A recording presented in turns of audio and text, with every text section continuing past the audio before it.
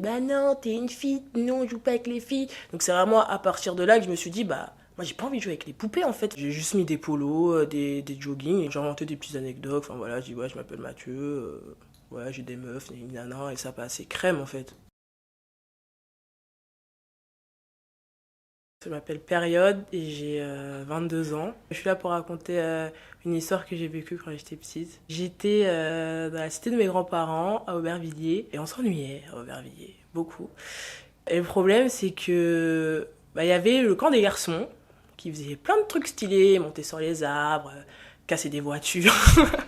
Et il y avait les meufs bah, qui jouaient aux poupées et tout. Et moi, c'est pas trop mon délire. Donc au début, forcément, il y a ce côté dans les cités où les filles traînaient avec les filles et les garçons traînaient avec les garçons. Donc au début, j'étais quand même obligée de jouer aux poupées avec les filles. Moi, ça me plaisait pas trop. Des fois, j'avais envie de jouer avec des garçons qui jouent au foot ou quoi. Ils disaient, bah non, t'es une fille, non, on joue pas avec les filles. Donc c'est vraiment à partir de là que je me suis dit, bah moi j'ai pas envie de jouer avec les poupées en fait, enfin, ça m'ennuie.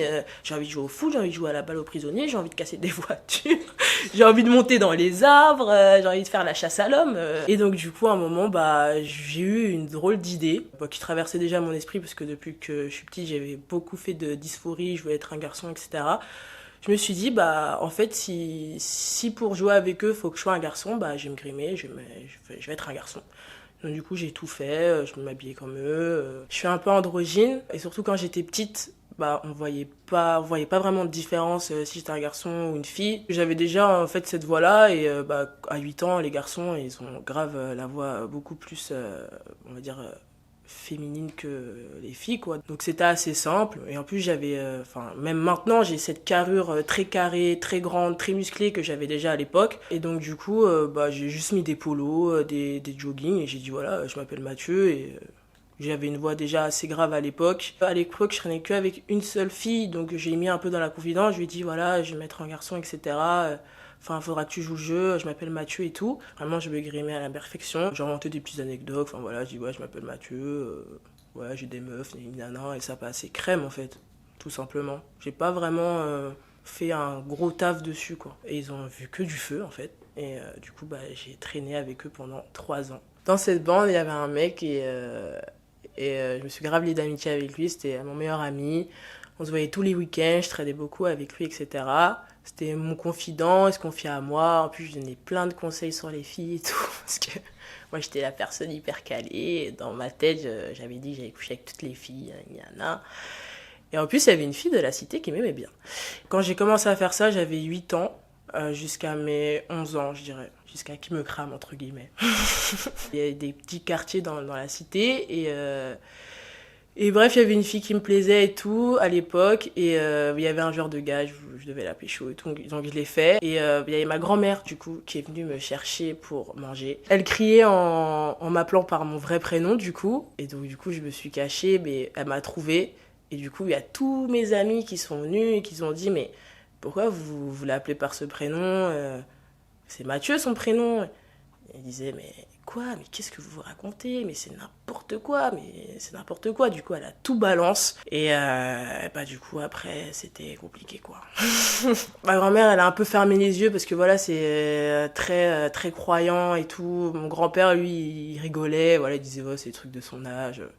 Ma grand-mère était un peu énervée, mais tranquille. C'était plus une blague. Mais bon, après, voilà, quoi, j'ai perdu tous mes potes.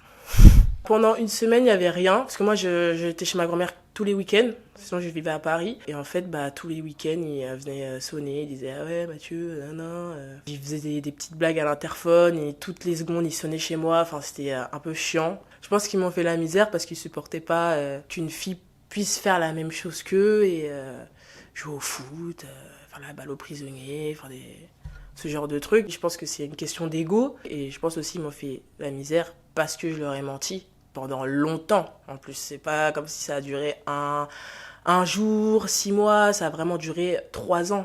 Donc il y a quand même une évolution entre 8 ans et 11 ans. on grandit, on commençait déjà à parler de sexe et tout. Enfin, donc je pense que c'est ça aussi. J'avais vraiment un vrai meilleur ami, je serais tout le temps avec lui, on parlait plein de trucs, de meufs, de machin. Lui, c'est le seul qui m'a pas harcelé, qui est pas venu sonner chez moi. Je pense que ça a dû vraiment lui faire un truc. Il est jamais venu m'embêter, il a jamais sonné, ou alors je le sais pas, hein. Mais en tout cas, il a jamais sonné, il m'a jamais demandé. Voilà. Après, je sais qu'aussi, il y avait des gens qui sonnaient. Mes grands-parents ils disent toujours, ouais, elle est pas là, etc. Et je pense que ça devait être aussi des gens gentils.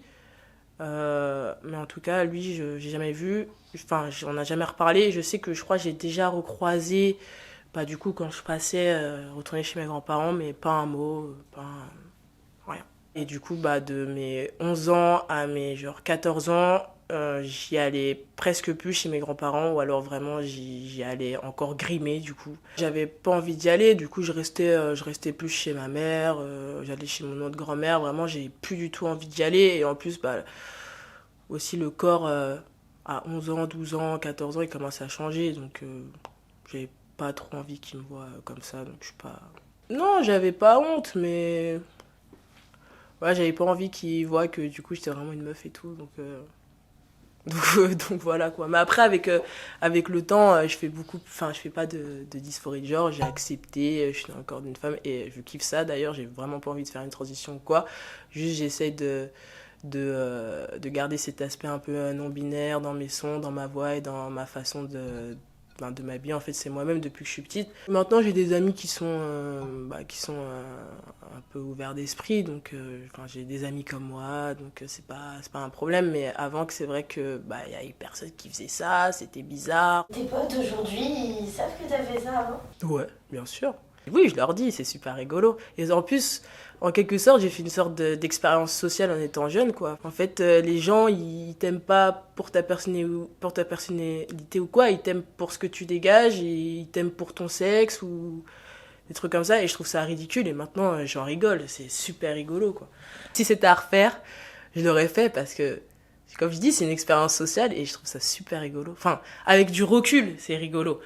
Avant, c'était pas fun, mais avec le recul, c'est rigolo et ça, c'est un truc qui restera dans ma tête, tout simplement. Ce que j'aurais à conseiller pour une personne qui est dans la même situation, c'est soit de faire la même chose, mais à tes risques et périls, du coup, parce que si tu te fais cramer, c'est comme un mensonge, hein. Mais sinon, je dirais que bah, juste assume, t'es toi-même et t'as pas envie de faire des trucs entre guillemets de filles, parce que maintenant il n'y a plus de trucs de filles et de garçons. Mais je pense que la jeunesse de maintenant, c'est déjà plus calme que quand j'étais plus petite. Donc je dirais juste sois toi-même, montre que t'as plus de poigne qu'eux et que tu peux être pareil qu'eux tout en ayant un autre sexe. Le message que j'ai à faire passer, c'est que soyez vous-même, assumez et vous dites pas que vous êtes bizarre. Faites les trucs bah, qui vous met bien dans votre corps, dans votre esprit, et vraiment on s'en fiche des regards des autres, et voilà quoi.